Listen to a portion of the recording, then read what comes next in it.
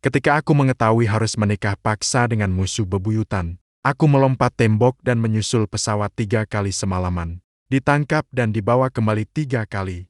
Ketiga kalinya, ayahku langsung memasang jaringan listrik di atas tembok, bukan yang untuk menakut-nakuti. Benar-benar terhubung listriknya. Aku melemparkan sandal rumah ke atasnya. Uji coba. Seketika muncul ATAP biru. Benar-benar kejam. Namaku Lin Yu, anak tunggal keluarga Lin.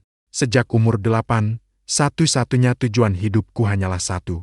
Menjauh sedikit dari Su Yorong. Semakin jauh, semakin baik. Su Yorong, mimpi buruk nomor 1 di kalangan sosialita ibu kota. Putri tunggal grup Su. Saat berusia 10, dia merebut barang lelangku di sebuah lelang. Pada umur 13, dia menaruh mustard ke dalam kue ulang tahunku. Saat berusia 16 tahun, aku menjalin korespondensi dengan seorang teman pena. Dia menyelidiki sekolah orang itu sampai tuntas. Mencetak 300 halaman bahan hitam, mengirimkannya ke tanganku. Pada tahun aku berumur ke-21, aku membuat permohonan di upacara wisuda kuliah. Tidak ingin lagi bertemu Su Yolong seumur hidup. Saat berusia 23 tahun, ayahku memberitahuku, tunanganku adalah Su Yolong. Nasib ini sepertinya memendam dendam pada diriku. Pernikahan paksa ini ditentukan oleh para orang tua kedua keluarga. Ibu Su Yorong dan ibuku adalah sahabat karib. Konon mereka pernah tidur di satu ranjang saat muda, makan semangkuk mie instan bersama, melewati pelajaran malam yang sama bersama. Tante Su, kesehatanmu tidak baik. Harapan terbesarmu adalah melihat Yorong menikah dengan keluarga baik. Ibuku berbicara dengan penuh berat hati. Yuyu, kamu tidak akan membuat ibu melanggar kepercayaan pada sahabatnya, kan, Bu? Putri saudara perempuanmu ingin aku mengucapkan omong kosong. Yorong memang agak cepat marah. Orang, itu dia, pada tahun kelas 3 SMA, menaruh 30 belalang hidup ke dalam tasku. Anak itu punya hati yang baik. Saat tahun kedua kuliah, dia mengambil megafon di pertandingan basketku dan memarahi semua wasit. Anak itu menjunjung keadilan. Tahun lalu, dia mencuri kura-kura peliharaanku lalu mengembalikannya. Katanya kura-kura itu merindukannya. Dia bahkan menyuruhku berterima kasih kepada kura-kura itu. Ibuku terdiam sejenak. Ibunya kura-kura Yuyu berbalik berkata. Dia berkata, kamu harus menikah. Aku tidak berkata apa-apa, karena aku mengerti ibuku. Ketika dia bisa berbicara dengan nada ini, biasanya berarti tidak ada ruang untuk bernegosiasi lagi. Malam itu aku mengirim pesan kepada ayahku. Bisakah jaringan listrik diputus selama setengah jam? Ayahku membalasku. Tante Su hari ini kembali dirawat di rumah sakit. Aku menatap layar lama-kelamaan, menyandarkan ponsel di atas meja. Pernikahan dijadwalkan pada tanggal 8 bulan depan. Dari pemberitahuan hingga pelaksanaan, seluruh prosesnya cepat seperti proses logistik double 11, mulai pemesanan, pengiriman, hingga penerimaan. Penerima barangnya adalah aku. Barang adalah pernikahan. Su Yorong mengirimiku pesan di WeChat. Katanya kamu akan menikahiku. Katanya kamu juga tidak menolak. Kenapa aku harus menolak menikah denganmu? Itu berarti menyiksa kamu secara sah seumur hidup. Jangan takut, setelah menikah aku akan lebih lembut padamu. Kamu tadi bilang tentang kelembutan. Lalu kamu memutar badan dan melemparkan celana renangku keluar kolam. Su Yorong menyebut itu sebagai dorongan agar kamu mengatasi rasa malu, sebuah latihan kepribadian. Aku tidak membalasnya. Karena aku sedang menyiapkan barang-barang, mempersiapkan pelarian putaran keempat. Putaran keempat aku gagal melarikan diri. Bukan masalah jaringan listrik, aku mencabut sekering jaringan listrik.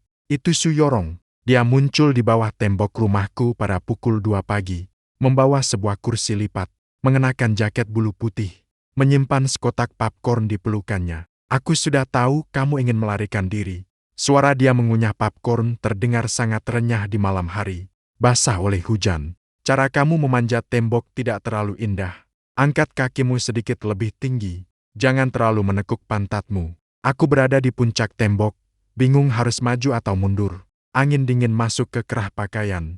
Seluruh tubuhku terasa seperti sosis beku. Su Yorong, kamu sakit ya? Iya, dia mengangkat wajahnya. Lampu jalan pecah menjadi serpihan kecil di matanya. Cahaya, aku suka orang bodoh sepertimu. Sakitnya tidak ringan. Aku terkejut, bukan karena kalimat itu. Su Yorong sejak novel selalu berbicara dengan nada ini. Apa maksud basah hujan?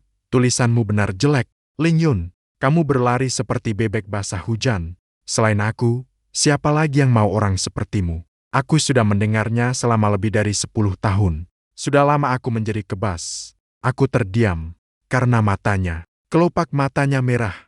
Kamu pernah menangis. Gerakan dia menggigit popcorn terhenti selama 1 detik. Lalu dengan suara kacah dia menghancurkan 1 butir. Sambil tertawa berkata, anginnya kencang, masuk pasir ke matamu. Pukul 2 pagi, bulan cerah, bintang jarang, tidak ada angin sama sekali. Dia berdiri dari kursi lipat. Dia menepuk-nepuk serpihan popcorn di jaket bulunya. Baiklah, turunlah. Maksudmu tidak akan menangkapku malam ini. Artinya dia meninggalkan sisa popcorn di kursi. Besok aku akan memberitahu ibuku. Perjanjian pernikahan dibatalkan. Orang yang ingin aku, Su Yorong, nikahi. Tidak perlu lagi dipaksa orang tua agar dia berbalik dan pergi. Dia melangkah 3 langkah lalu berhenti dan terkena hujan. Kau nanti akan menikah. Jangan cari yang terlalu cantik. Aku tak tahan akan menyeram asam sulfat. Bercanda saja. Aku warga yang taat hukum. Dia melambaikan tangan. Tanpa menoleh, dia pergi. Sudah malam. Jangan duduk bodoh di atas tembok lagi. Aku benar-benar flu. Aku masih harus mengantarmu obat. Nanti kau akan merasa aku mengganggu lagi. Dia semakin menjauh. Akhirnya menghilang dalam kegelapan di ujung gang. Aku duduk di atas tembok. Pantatku terasa sakit karena batu bata. Di kepalaku terus berulang satu pikiran. Mata Su Yorong berwarna merah. Aku tidak lari. Sulit menjelaskan mengapa. Mungkin karena dingin. Atau mungkin karena kata Su Yorong tentang perjanjian pernikahan dibatalkan. Kata-katanya terlalu ringan. Begitu ringan sampai membuatku merasa tidak beres. Keesokan paginya, aku menerima telepon dari Tante Su. Yuyu, halo, anak Su Yorong tadi malam memaksa aku membatalkan perjanjian pernikahan. Dia menangis sambil memberitahuku. Anak itu sejak kecil keras kepala, tidak pernah mau menangis. Malam itu dia menangis sepanjang malam. Tante Su menghela napas di ujung telepon. Yuyu, Bu tidak memaksa kalian. Tapi percayalah satu kata Bu. Perasaan Yurong padamu jauh lebih dalam daripada yang kau lihat.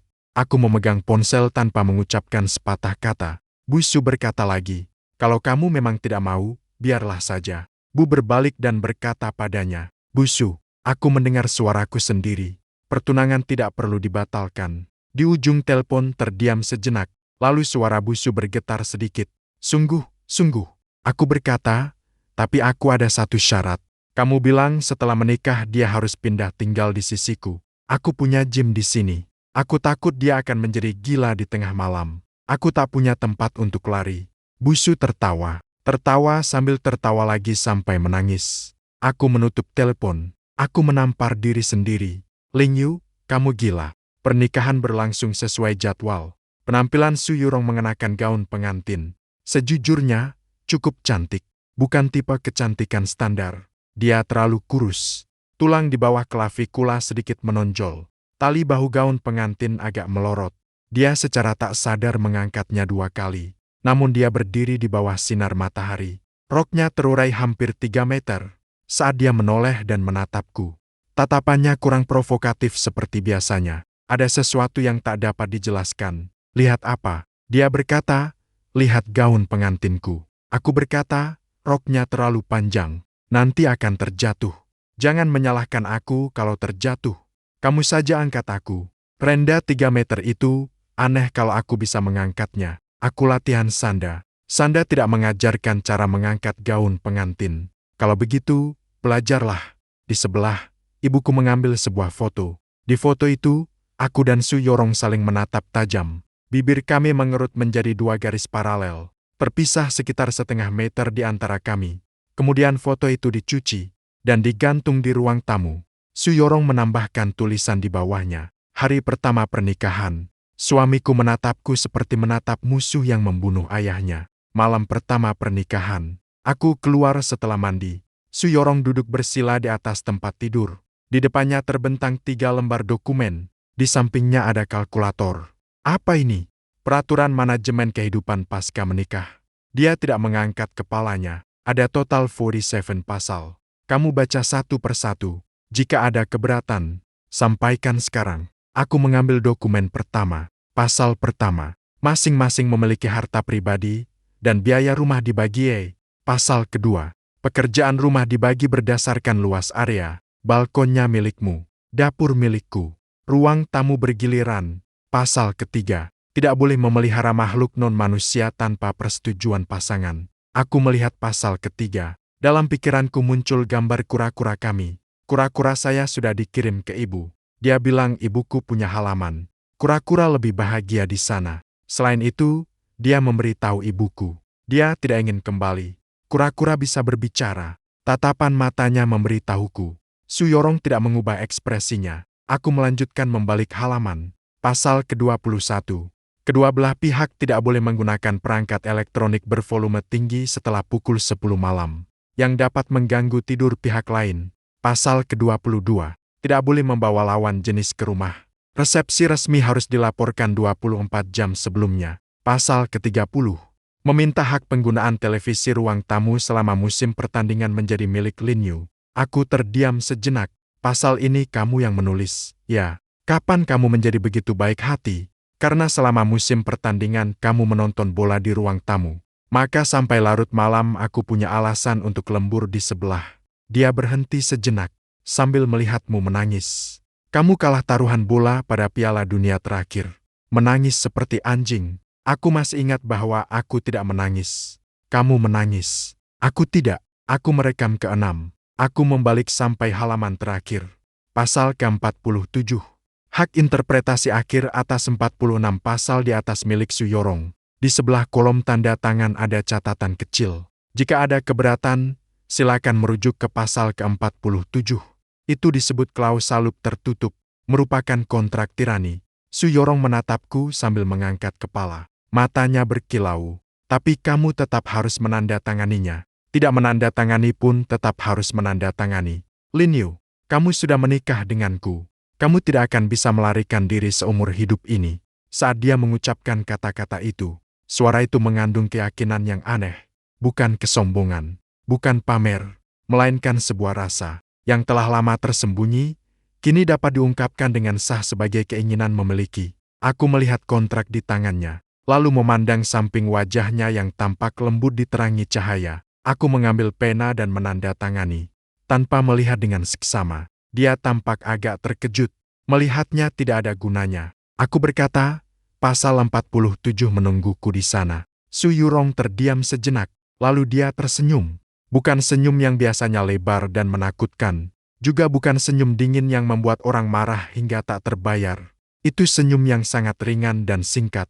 Seperti hujan pertama di musim semi yang menguap sebelum sempat turun. Bulan pertama tinggal bersama. Aku menemukan 3 rahasia Su Yorong. Dia bangun 1 jam lebih awal dariku setiap hari.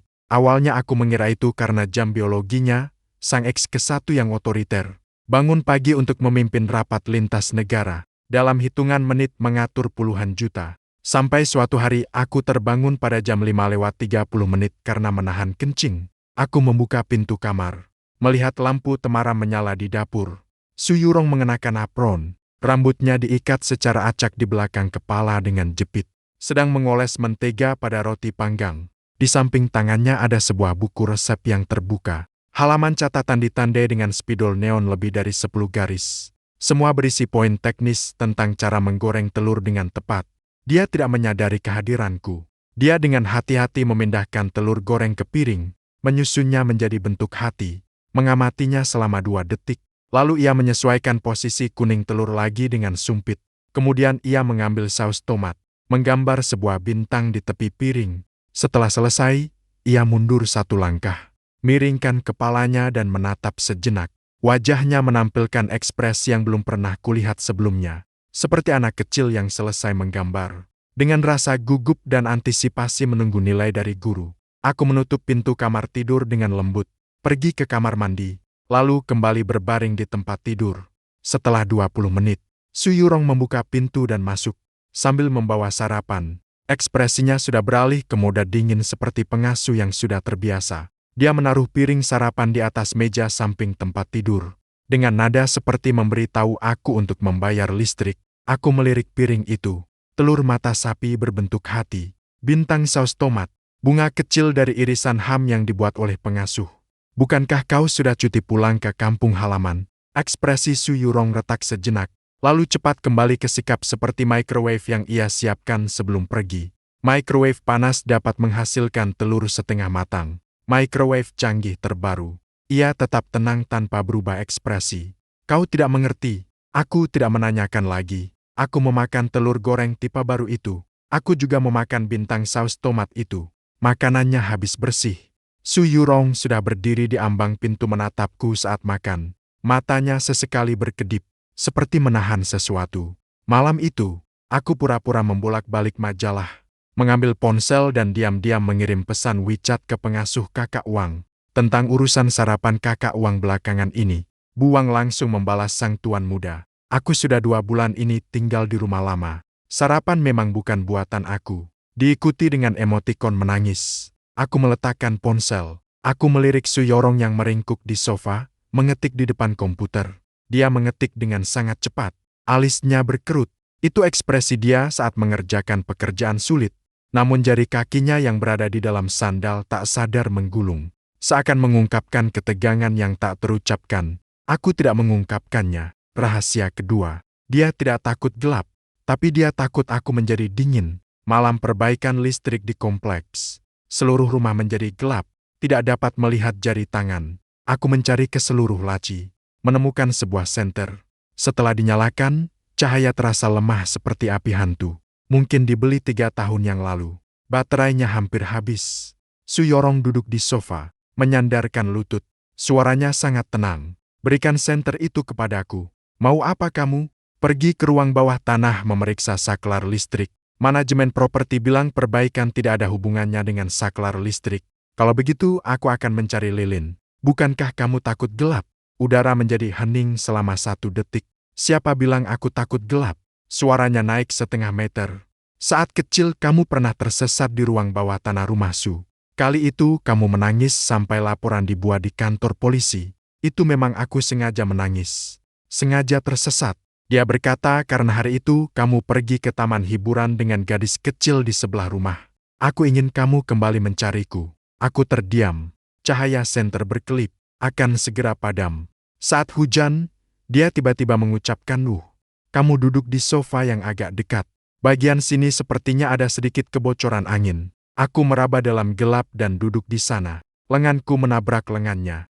Kulitnya dingin seperti buah yang baru diambil dari kulkas. Apakah kamu merasa kedinginan? Coba sentuh tanganmu sendiri. Dia menyembunyikan tangannya ke dalam lengan bajunya. Berkata keras, wajar bagi gadis untuk memiliki tubuh yang dingin. Kamu tidak mengerti. Aku bangkit, pergi ke kamar, dan mengambil sebuah selimut. Saat kembali, senter benar-benar padam. Aku meraba sofa berdasarkan ingatan. Memberikan selimut itu, dia tidak mengambilnya. Aku berkata, tutuplah dirimu sendiri. Aku juga tidak bisa melihat. Dia berkata, rentangkan tanganmu ke depan. Aku merentangkannya. Aku mengulurkan ke depan. Ternyata menabrak wajahnya. Pipi wajahnya basah. Su Yorong, apa yang kamu lakukan? Apakah kamu sedang menangis? Dia menghirup, dan sesuatu dalam suaranya pecah. Selimutnya terlalu jelek, membakar mataku. Selimut itu berwarna abu-abu, warna polos. Tidak ada pola apapun. Aku berdiri sejenak dalam kegelapan, lalu mengibaskan selimut itu, mengenakannya di tubuhnya. Duduk sambil terkena hujan. Kamu kenapa? Aku juga agak kedinginan. Selimutnya cukup besar. Mari menutupnya bersama. Dia tidak lagi berbicara. Di dalam kegelapan, hanya tersisa napas 2 orang. Napasnya pendek dan cepat. Pelan-pelan menjadi tenang. Setelah waktu yang lama, aku pikir dia sudah tertidur. Dia tiba-tiba berbicara sambil terkena hujan. Kenapa kamu tidak melarikan diri pada hari pernikahan? Keempat kalinya, aku berpikir sejenak, karena jaringan listrik mati. Ayahku lagi memasang sensor inframerah untuk menipu. Suaranya terdengar teredam. Saat kamu mencabut sekering, aku melihatmu mencabutnya. Sensor inframerah yang dipasang ayahmu belakangan ternyata palsu. Bahkan tidak ada sumber listrik yang terpasang. Sebenarnya kamu bisa tidak melarikan diri. Dia berkata kamu tidak ingin melarikan diri. Aku tidak menjawab. Karena aku juga tidak tahu jawabannya. Atau bisa dibilang aku agak-agak tahu jawabannya. Tapi aku tidak berani mengakui rahasia itu. Di album foto ponselnya ada sebuah folder terenkripsi. Aku menemukannya secara tidak sengaja. Hari itu dia sedang mandi. Ponselnya diletakkan di atas meja kopi. Layar menampilkan sebuah pesan yang muncul. Pak Su, foto yang Anda ambil minggu lalu sudah selesai dicetak. Besok akan dikirim ke kantor Anda. Saat itu aku hanya penasaran. Akun media sosial Su Yorong tidak pernah mengunggah foto. Foto profil perusahaan masih versi 3 tahun yang lalu. Foto apa yang bisa dia kirim untuk dicetak? Ponselnya tidak terkunci, bukan karena lupa mengunci. Karena dia sedang melihat sebuah dokumen sebelum mandi. Layar belum dimatikan. Saya mengakui saya melakukan hal yang tidak seharusnya. Saya membuka album foto miliknya. Folder terenkripsi bernama kata sandi. Saya mencoba tanggal lahirnya, tapi tidak cocok. Saya mencoba ulang tahun ibunya, juga tidak cocok. Saya mencoba tanggal IPO perusahaan mereka, juga tidak cocok. Saya menatap simbol bintang itu. Secara tak sengaja saya memasukkan tanggal lahir saya, dan terbuka. Di dalamnya ada 2 folder. Folder pertama bernama Sejarah Kelam Lin Yu. Setelah dibuka, tekanan darah saya langsung naik. Di dalamnya berisi semua foto jelek saya selama 10 tahun terakhir. Momen bola basket menghantam wajah saya saat pertandingan. Ekspresi menangis karena kepedasan hotpot. Adegan berharga saat wig saya terbang karena angin di upacara wisuda. Ada beberapa foto yang bahkan saya belum pernah lihat. Di bagian paling bawah ada satu foto dengan kualitas sangat buruk. Jelas itu foto yang diambil secara diam-diam dari jauh.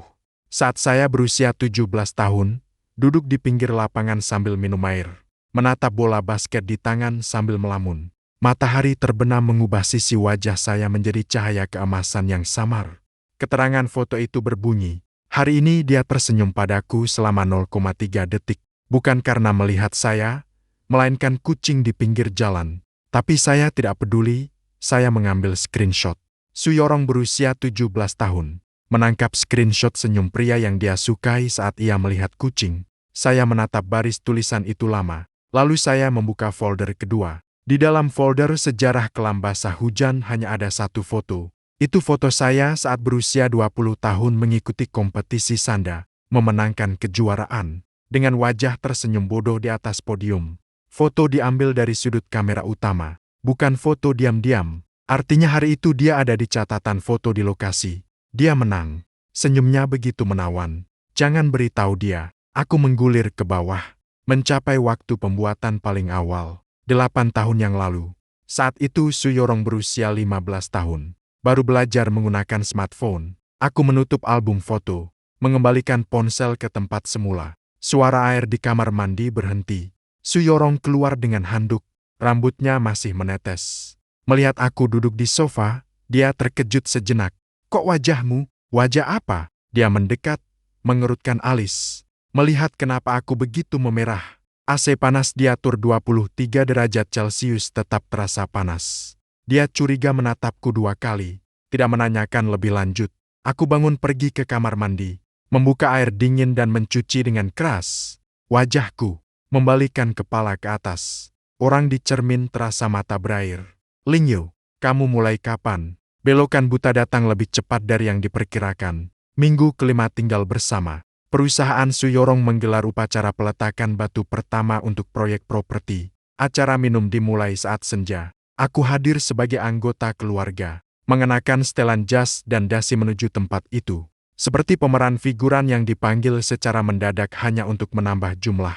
Su Yorong berada di lingkaran lain, bersulang dan membicarakan urusan. Aku bosan, bersandar di pagar teras, membungkus satu piring penuh kulit pistachio, menumpuk menjadi gunung kecil, terkena hujan. Aku menoleh. Seorang wanita berdiri 3 langkah jauhnya, mengenakan gaun satin berwarna abu-abu ATAP, memegang segelas sampannya di tangannya. Ekspresi di wajahnya adalah kejutan yang pas. Tepat membuatmu merasa dihargai, tanpa terlihat terlalu akrab. Qin Jaoran, teman debat di universitasku. Setelah lulus, dia pergi ke luar negeri. Katanya dia menjadi manajer proyek di sebuah NGO internasional. Jadi kamu memang. Dia tersenyum sedikit. Pojok matanya melengkung menjadi lengkungan yang indah. Baru saja, dari jauh aku melihat seseorang sedang mengupas kacang pistachio. Kupikir, anak muda dari keluarga mana yang begitu down to earth. Aku mendekat dan melihat. Ternyata memang kamu. Aku tersenyum. Sudah lama tak bertemu. Memang seperti anggur yang bagus. Dia berjalan mendekat. secara alami bersandar pada pagar di sampingku. Sejak lulus kuliah, kita belum bertemu lagi, kan? Sudah 5 tahun. Gaya rambutmu tidak berubah. Kamu banyak berubah. Sulit dikatakan apakah menjadi lebih baik atau lebih buruk. Aku menatapnya sekilas. Dulu kamu tidak memakai sepatu hak tinggi. Kamu bilang itu memengaruhi kecepatan berjalan. Dia menunduk, melihat sepatunya, lalu tersenyum. Apakah pekerjaan memang membutuhkan itu? Di beberapa acara, sepatu datar lebih cocok. Kalau begitu, orang tidak akan membicarakan urusan serius denganmu. Kami saling menyapa beberapa kalimat. Topik tentang keadaan terkini perlahan melunak. Ken Jaoran mulai bercerita tentang proyeknya di Afrika. Serangga aneh yang ia temui di Amerika Selatan. Pengalaman sialnya mengalami sakit perut di India. Saat dia berbicara, gerakan tangannya sangat ekspresif. Ada kesan yang tidak dibuat-buatan. Namun daya tariknya mengalir secara alami. Saat kuliah, dia memang seperti itu. Tidak peduli apa yang dibicarakan, ia selalu membuatmu merasa nyaman. Tidak perlu mencari topik, tidak perlu khawatir suasana menjadi canggung. Aku tak sengaja terus mengobrol lebih lama dari yang seharusnya. Dia mengeluarkan ponsel dari tasnya. Tambah saya di WeChat. Nanti kalau ada proyek yang cocok, kita bisa kerja sama. Kami sedang kekurangan koneksi sumber daya properti domestik. Pindai kode QR untuk menambahkan catatan. Ken Jaoran. Dia melirik layar ponselnya. Tersenyum. Dia mengubah catatanku menjadi pangeran kacang pistachio. Dulu di tim debat, kamu suka duduk sendiri sambil mengupas kacang pistachio. Dia berkata setiap kali sebelum kompetisi debat. Rekan timmu panik setengah mati. Sementara kamu di sudut sambil mengupas-kupas. Saat itu aku berpikir, orang ini punya ketahanan mental yang luar biasa. Bukan karena ketahanan mentalnya saja. Aku berkata, meskipun aku gugup, tetap tak bisa membantu. Dia tersenyum. Angin malam mengangkat beberapa helai rambutnya. Dia mengulurkan tangan, menyisir rambut ke belakang telinga. Gerakan itu biasa saja. Namun dipadukan dengan gaun sutra berwarna abu-abu TAP miliknya. Dan lampu kota yang perlahan menyala di belakangnya. Pemandangannya memang indah. Aku tersenyum sopan menanggapi. Saat itu, sebuah rasa dingin menyusup dari tulang belakangku. Rasa dingin itu sangat jelas. Bukan sekadar dingin, melainkan intuisi seolah ada binatang buas yang mengincar. Aku memutar kepala. Su Yorong berdiri di pintu masuk teras. Dia memakai gaun pesta berwarna hijau tua. Riasannya halus. Sikapnya dingin sampai bisa langsung dipakai untuk film Frozen. Tangan kirinya memegang segelas anggur merah. Tangan kanannya tergantung di sisi tubuh.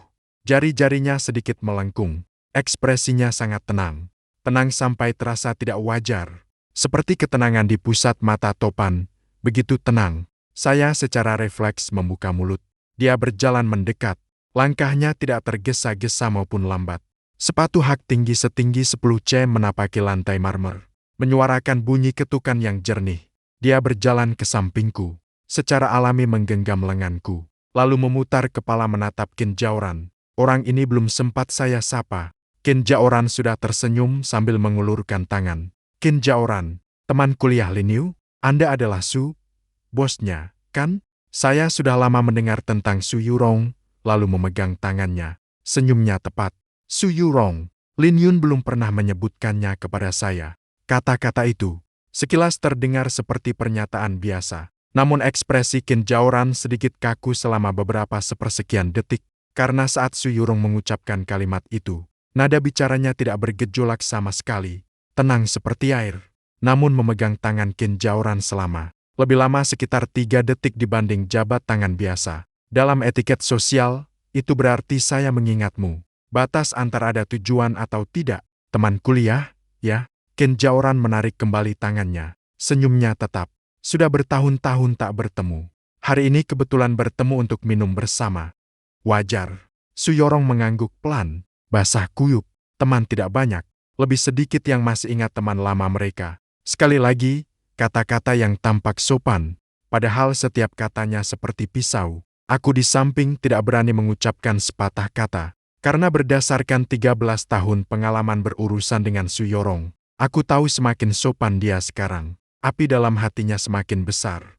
Seperti gunung berapi yang hidup, permukaannya tertutup salju putih tebal. Di bawahnya magma siap meletus kapan saja. Kalau begitu, kalian ngobrol saja. Aku masuk untuk menambah minum. Ken Jaoran jelas juga merasakan ada yang tidak beres. Tersenyum menyapa lalu masuk ke dalam ruangan.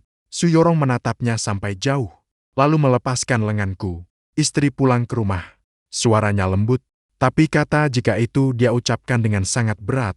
Di dalam mobil pulang, sopir mengemudi di depan. Su Yorong duduk di kursi belakang. Sepanjang perjalanan menatap keluar jendela. Cahaya lampu jalan satu persatu melintas di wajahnya. Dia bahkan tidak menggerakkan bulu matanya. Aku membersihkan tenggorokanku. Ken Jaoran adalah teman kuliahku, yaitu anggota tim debat. Aku tahu kami kebetulan bertemu dan mengobrol sedikit tentang kabar terbaru. Ling Yu, dia tidak menoleh. Suaranya tenang. Kamu tidak perlu menjelaskan. Aku terkejut sejenak. Kamu tidak marah. Mengapa aku harus marah? Dia akhirnya memutar kepala menatapku. Bahkan tersenyum sedikit. Kamu mengobrol sambil minum dengan teman lama, itu hal yang wajar. Aku, Su Yorong, bukan tipe orang yang cemburu tanpa alasan. Senyumnya sungguh sempurna. Sudut senyum di sudut bibirnya, kelembutan tatapannya, kelembutan dalam nada bicaranya. Semua itu dikendalikan dengan tepat. Dalam peran sebagai istri yang bijaksana dan baik hati. Tapi aku tahu semuanya berakhir. Saat Su Yorong normal, dia seperti kucing yang gelisah. Saat tidak normal, barulah dia menjadi kucing yang penurut. Semakin normal dia, semakin tidak normal. Setibanya di rumah, dia melepas sepatu hak tinggi, berpindah ke sandal rumah, pergi ke dapur menuang segelas air, minum 2 teguk, lalu masuk ke ruang ganti, menutup pintu. 3 detik kemudian, suara gemuruh pelan terdengar dari dalam ruang ganti. Bukan teriakan, bukan tangisan. Itu seperti menutup seluruh wajah dengan jaket bulu. Lalu mengeluarkan suara dengan mengerahkan seluruh tenaga. Raungan yang teredam oleh lapisan serat, berlangsung sekitar 40 detik, lalu diikuti keheningan yang lebih dalam. Aku berdiri di depan pintu ruang ganti, mengangkat tangan ingin mengetuk pintu. Jari-jari terhenti 2 cm di depan pintu. Tidak bisa turun, tidak tahu berapa lama sudah berlalu. Pintu terbuka, Su Yorong keluar, sudah mengenakan pakaian santai di rumah. Rambutnya terurai. Wajahnya kembali diberi lapisan tipis makeup dasar, namun tidak menutupi kemerahan tipis di bawah matanya. Kamu ngapain berdiri di sini? Kamu baik-baik saja? Baik. Dia perempuan tersenyum. Baik sekali. Aku membaca beberapa dokumen sebelum tidur. Kamu mandi dulu ya? Dia perempuan lewat di sampingku. Langkahnya stabil. Namun pada saat dia laki-laki lewat, aku mencium bau pada tubuhnya. Itu bau alkohol yang kuat. Tertutup sebagian besar oleh obat kumur dan parfum. Namun ketika mendekat, masih terasa bahwa dia tidak hanya minum segelas air. Dia perempuan menenggak setidaknya setengah botol alkohol di ruang ganti. Aku menundukkan kepala, melihat gelas air yang dia tuang ke dapur tadi, transparan. Diletakkan di atas meja tumpah. Tepi gelas ada jejak bibir merah sangat pucat. Aku mengangkatnya dan mencium bau vodka. Bodoh. Malam itu aku tidak tidur nyenyak. Berbalik-balik, di kepalaku hanya terbayang tatapan Su Yorong saat dia keluar dari ruang ganti. Dia perempuan sedang tersenyum, namun di matanya turun hujan deras. Semua cahaya terpadamkan, hanya menyisakan abu basah. Keesokan paginya, saat aku bangun, sarapan sudah disiapkan. Telur dadar berbentuk hati, bunga yang terbuat dari saus tomat, kali ini berupa mawar. Di sampingnya ada catatan kecil. Tulisan tangan Su Yorong berbunyi, "Malam tadi aku berpikir, ini masalahku. Bertemu teman lama itu wajar. Jangan terlalu dipikirkan, tapi makan selagi panas." Aku menatap catatan itu selama 1 menit penuh. Tulisan tangannya tetap cantik seperti biasa. Setiap goresannya rapi dan teratur, bahkan lebih rapi daripada biasanya. Rapi sampai seolah-olah dia mengerahkan seluruh tenaga tubuhnya agar tangan tidak bergetar. Aku mengirimkan pesan WeChat kepadanya. "Malam ini kita bicarakan." 3 menit kemudian, dia membalas, "Baik, aku selesai kerja jam 6. Jam 5,48 sore, dia mengirim pesan kedua kepadaku. "Mungkin akan terlambat. Ada rapat singkat mendadak." Jam 6.42. Rapatnya menjadi lebih lama. Sekitar jam 7:30 sampai di rumah. Jam 07.28 hampir tepat.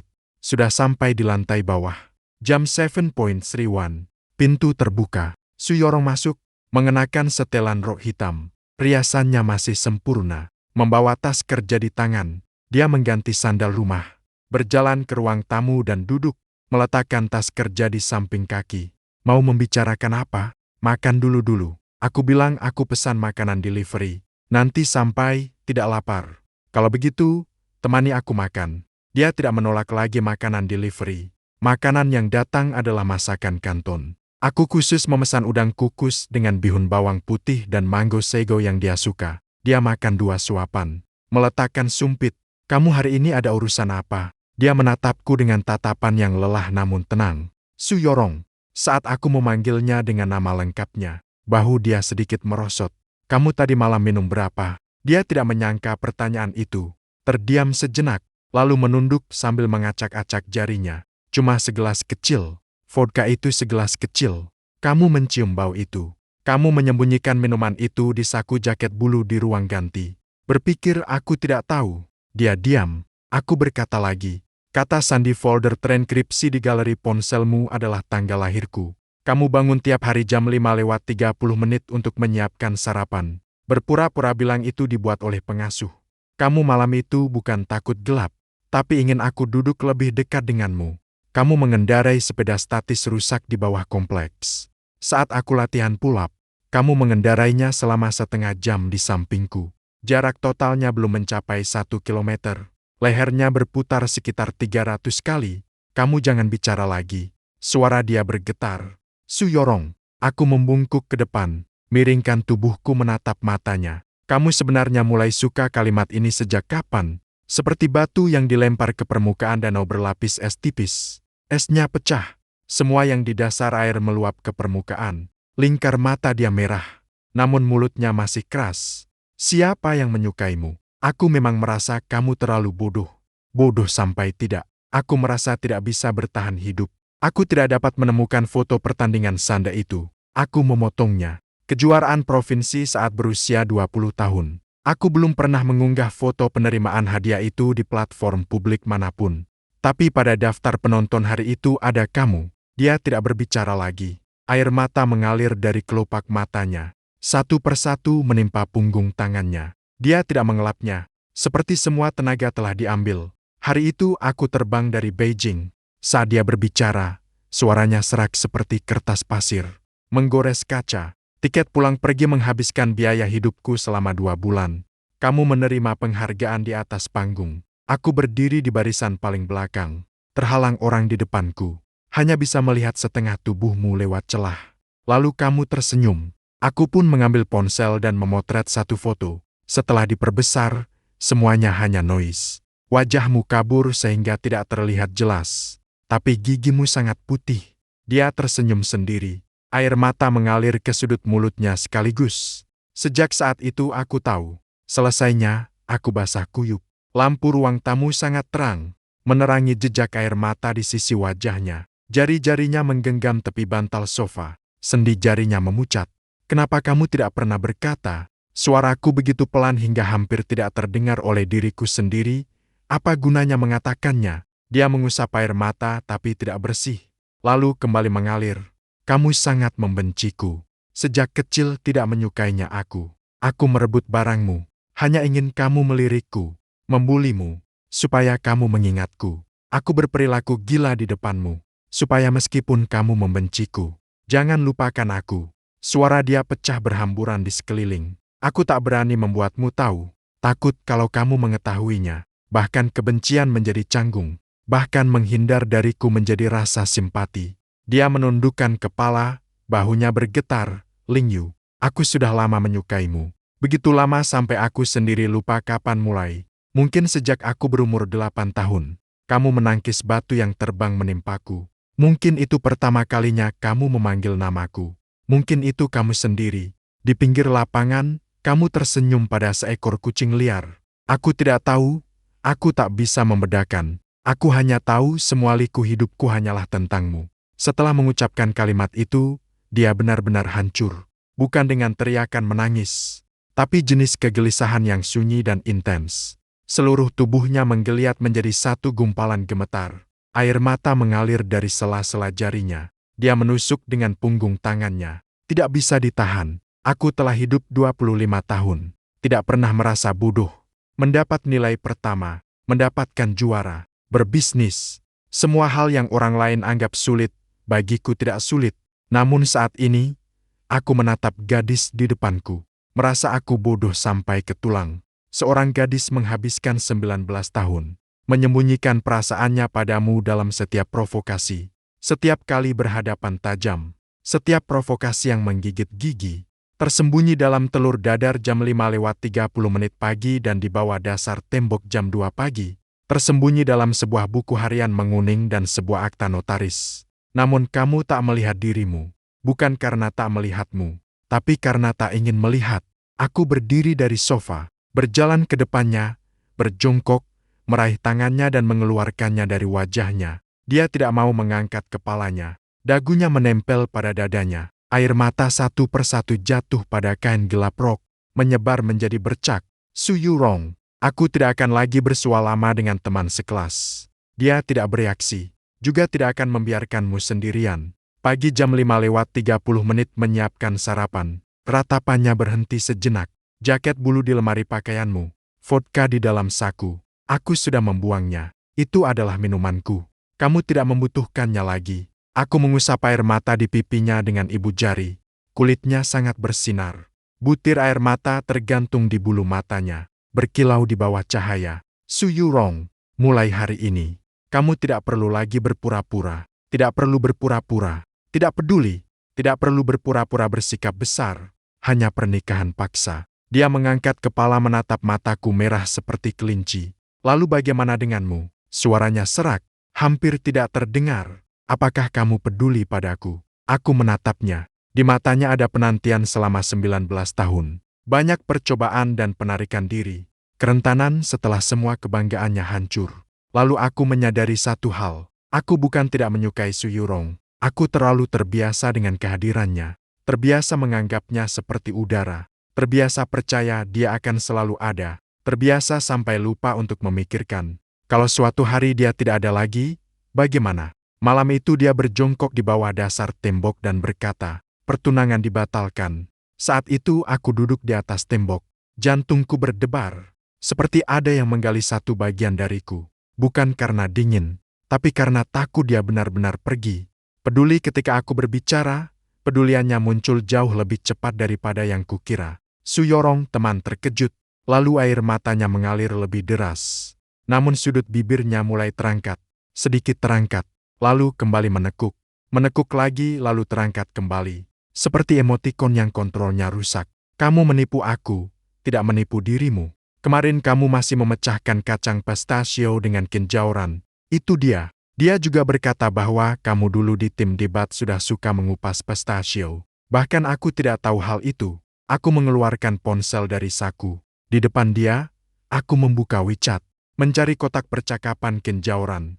Mengetik, kinjauran tadi malam ngobrolnya cukup baik. Tapi istriku suka cemburu. Mulai sekarang urusan kerja lewat email perusahaan saja. Hubungan pribadi tidak akan dipertahankan. Kirim. Lalu aku menyalakan layar ponsel untuk dia lihat. Dia menatap layar sambil terisak membaca. Hubungan pribadi tidak akan dipertahankan. Lalu dia tertawa. Sambil tertawa, dia kembali menangis. Lin Yu, kamu memang berlebihan. Aku tidak melakukan apa-apa yang salah. Bukankah kamu cemburu? Kalau begitu kamu juga tidak boleh. Kamu begitu kejam. Apakah tidak boleh aku kejam demi kamu? Wajahnya tiba-tiba memerah. Dari wajah sampai telinga dan leher memerah seperti udang rebus. Dia menancapkan wajahnya ke dalam bantal sofa. Dengan suara pelan berkata, kamu dulu tidak seperti ini. Seperti apa? Kamu dulu tidak pernah bicara denganku. Itu karena aku bodoh. Memang, dia mengangkat setengah wajahnya dari bantal. Hidungnya memerah. Air matanya belum kering. Tapi matanya mulai bersinar. Kamu memang cukup bodoh. Aku suka kamu. 19 tahun. Kamu tidak menyadarinya sama sekali. Apakah matamu hiasan? Hiasan. Apakah hatimu terbuat dari kayu? Ya, kayu. Lalu bagaimana kamu bisa peka? Aku berpikir sejenak. Mungkin ketika melihatmu menangis. Aku merasa tidak nyaman di dalam hati. Dia menatapku. Saat aku melanjutkan, rasa tidak nyaman itu bukan rasa simpati. Aku berkata, aku ingin kamu tidak menangis lagi. Ingin membuatmu tertawa. Ingin kamu tahu bahwa kamu tidak sendirian berjuang sia-sia. Dia menggigit bibirnya. Air mata kembali mengalir. Tapi kali ini dia tidak menunduk. Dia menatapku lurus seperti itu. Matanya bersinar terang hingga menerangi malam. Hujan, kamu bisa peluk aku sebentar. Aku tidak berkata apa-apa. Aku mengulurkan lengan dan memeluknya. Wajahnya menempel di dadaku. Aku bisa merasakan seluruh tubuhnya bergetar. Tanganku perlahan melingkari pinggangmu. Dia mencengkeram kemeja di punggungku semakin erat. Lalu dia bergumam sesuatu. Suaranya kecil seperti nyamuk. Aku menyuruhmu mengangkat wajahmu. Kelopak matanya masih merah. Tapi senyumnya tulus. Ini adalah senyum seorang gadis yang tersembunyi selama 19 tahun. Akhirnya bisa ditunjukkan dengan terang-terangan. Kamu tidak boleh lagi bersenang-senang dengan wanita lain. Selain itu, jangan lagi mengatakannya. Telur dadar yang kukatakan buat, sebenarnya dibuat pembantu. Kamu tahu, aku sudah tahu. Aku mendengar kamu mengirim pesan WeChat ke kakak Wang. Masih ada apa lagi? Dia berpikir beberapa detik. Kamu dulu sangat buruk padaku. Kamu harus menebusku. Bagaimana caranya? Dia terdiam sejenak, memikirkan sisa hidupnya. Semua itu harus kamu ganti kepadaku. Tidak boleh kurang 1 hari pun. Aku menatap matanya dan mengangguk setuju. Dia diam 3 detik di pelukanku. Lalu seluruh tubuhnya terasa seperti tersengat listrik. Lalu dia mulai berguling. Berguling dari satu ujung sofa ke ujung yang lain. Membungkus selimut menjadi satu gumpalan.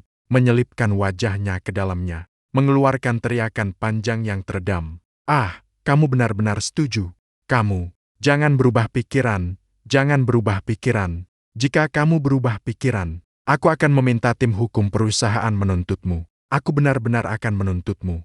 Tim hukum kami sangat hebat. Dia berjuang selama 10 menit penuh sebelum tenang. Akhirnya dia lelah dan bersandar pada tubuhku.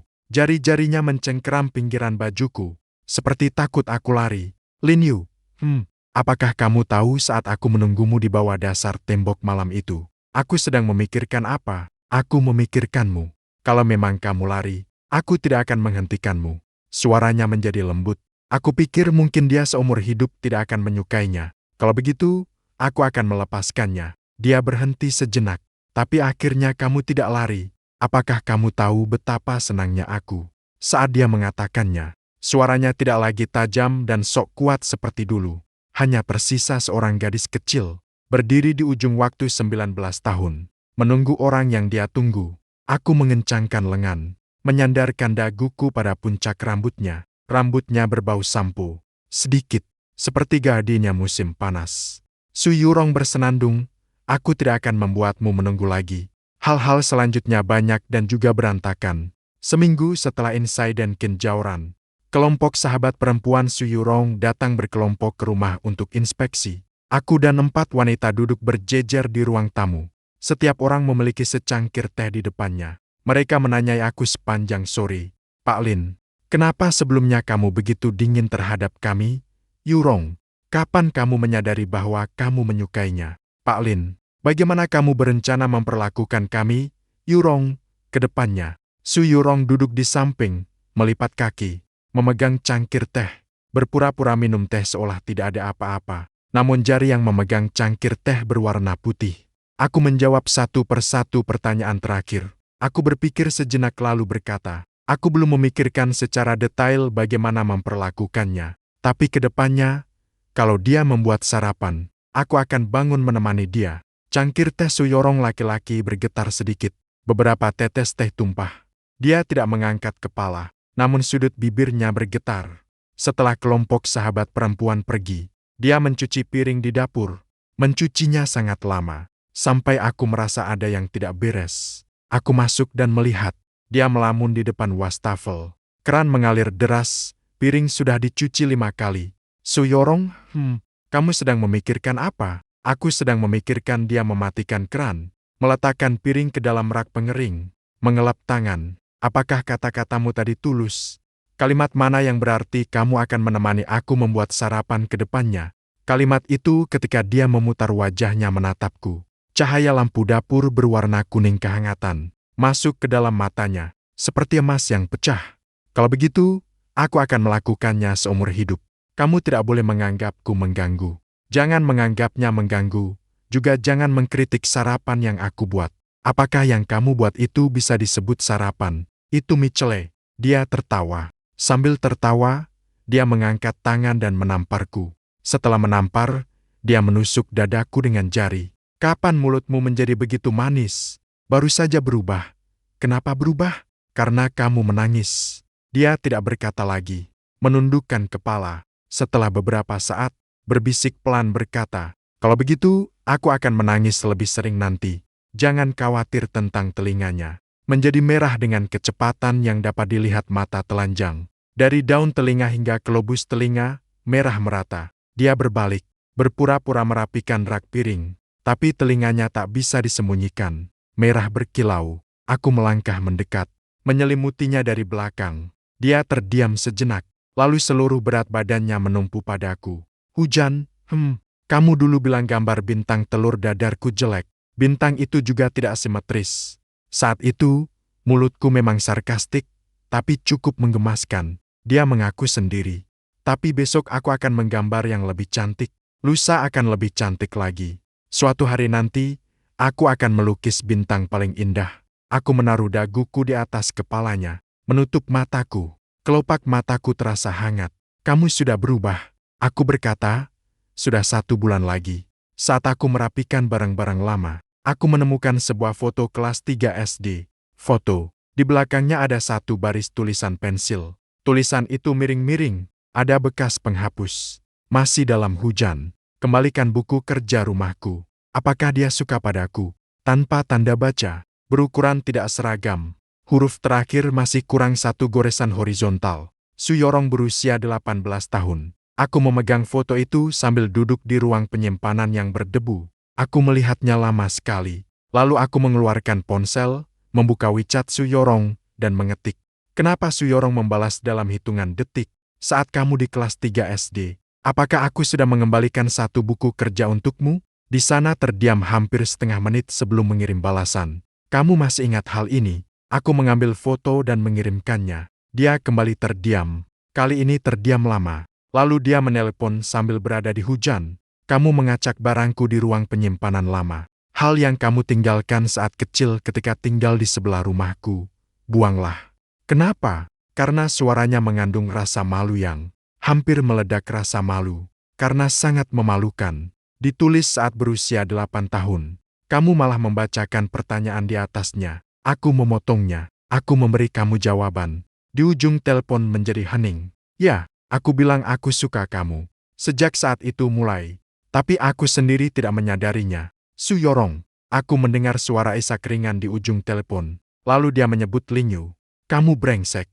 Kamu tidak bisa mengatakannya langsung. Harus ditelepon saja. Aku akan datang sekarang." "Kamu di mana?" "Di kantor. 20 menit. Aku ada rapat. Tolong izinkan cuti." Setelah 20 menit, aku sampai di depan kantor dia. Dia berdiri di pintu lobi. Dia memakai setelan jas dan rok, dengan jaket tipis di luar, memegang ponsel di tangan. Saat melihatku sekejap, dia melangkah cepat ke arahku. Sepatu hak tingginya berderak di lantai, seperti ketukan drum yang cepat. Kamu bilang dia menengadah, melihat apakah ada bekas air mata yang belum kering di mataku. "Kamu tadi bilang apa?" "Aku suka kamu." "Katakan lagi." "Aku suka kamu." Sebelum aku sempat membiarkannya selesai, aku menunduk dan mencium keningnya. Seluruh tubuhnya seperti ada saklar yang ditekan. Membeku seketika, lalu telinganya memerah, lehernya memerah, tangannya juga mulai gemetar. "Hujan turun, jawaban yang kamu minta." Dia menggigit bibirnya, air mata mengalir turun. Tapi dia tersenyum, menangis sambil tertawa. Seperti malam itu. Seperti program yang mengalami bertarung dengan dirinya sendiri. Lalu dia menegakkan ujung kakinya, mencium daguku dengan cepat, berbalik dan berlari ke dalam lobi.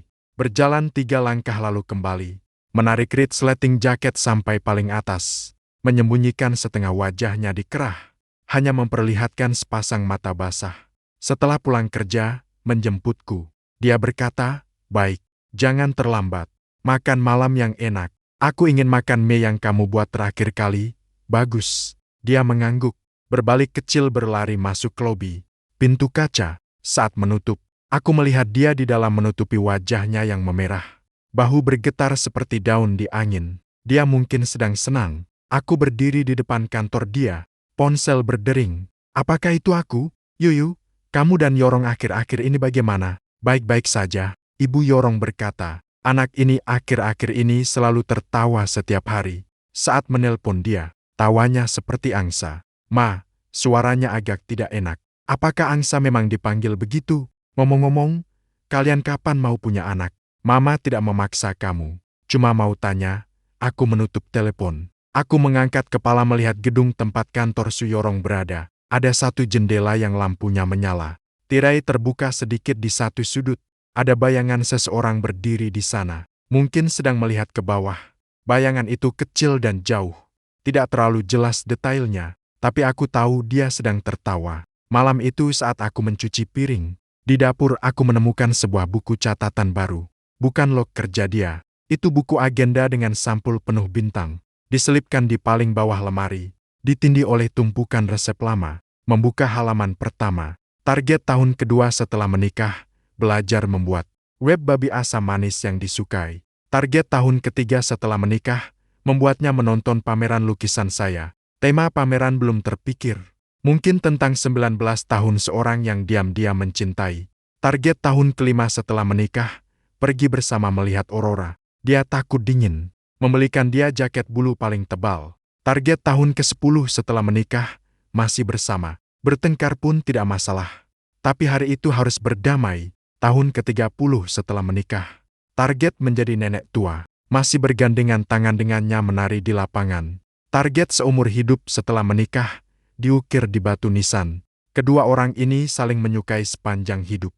Dari usia 8 tahun hingga tua, tidak pernah terputus satu hari pun. Aku menutup buku catatan dan meletakkannya kembali ke tempat semula. Lalu aku mengambil ponsel dan mencari jaket bulu di situs belanja. Pria yang sangat dingin memesan 1 buah. Hari kedua terakhir, Su Yorong membuka aplikasi e-commerce. Melihat notifikasi pesanan. Terdiam sejenak. Kenapa kamu membeli jaket bulu? Bukankah kamu ingin melihat aurora? Kapan aku menulisnya sendiri? Tahun kelima setelah menikah. Dia membuka mulutnya. Wajahnya memerah. Berbalik dan berlari masuk ke ruang ganti. Kali ini tidak ada suara tertahan.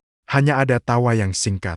Sangat singkat dan ringan. Belum sempat tertawa sepenuhnya. Lalu dia menutupnya sendiri. Tapi aku mendengarnya.